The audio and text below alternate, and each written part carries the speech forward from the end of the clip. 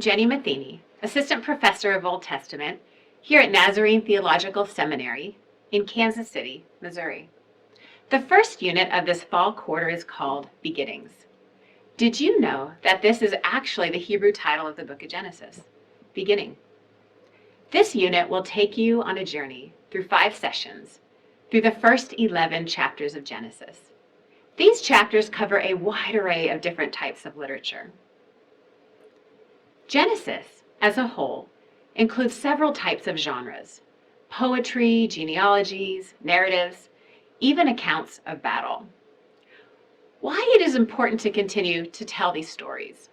For most people, we want to know our pasts. People in every culture and every generation, they kind of wonder about their history. These first 11 chapters of Genesis are referred to as the primeval history, these early foundational accounts. During that time in the ancient Near Eastern way of thinking, important questions circled around things like who is in control and what is the purpose, what is the function for all that God has created.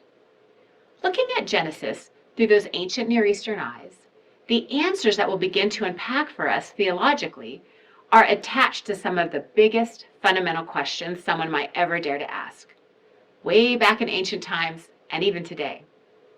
Deeply human questions begin to surface. Questions like, who are we? Who is God? How does God relate to creation? How does God relate to us? What is our role here on this earth? What does it really mean to be an image bearer and to live this out? How are we all connected?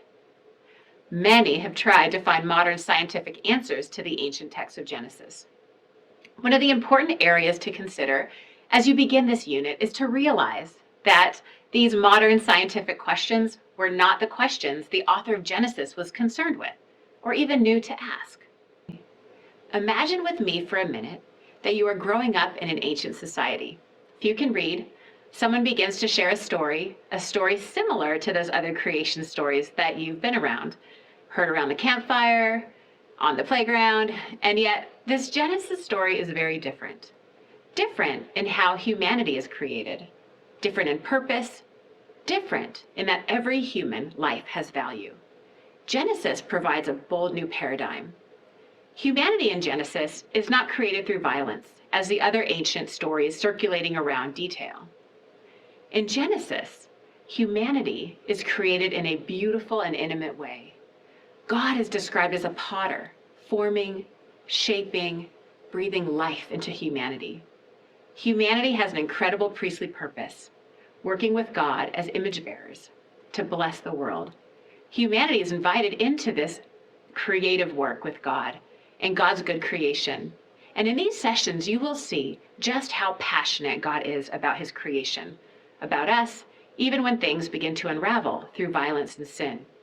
Humanity is in relationship with God and is created in the image of God to reflect God's holiness, goodness, and is charged to care for the earth and for each other. What is foundational in Genesis will take on an even more specific shape and form in Exodus.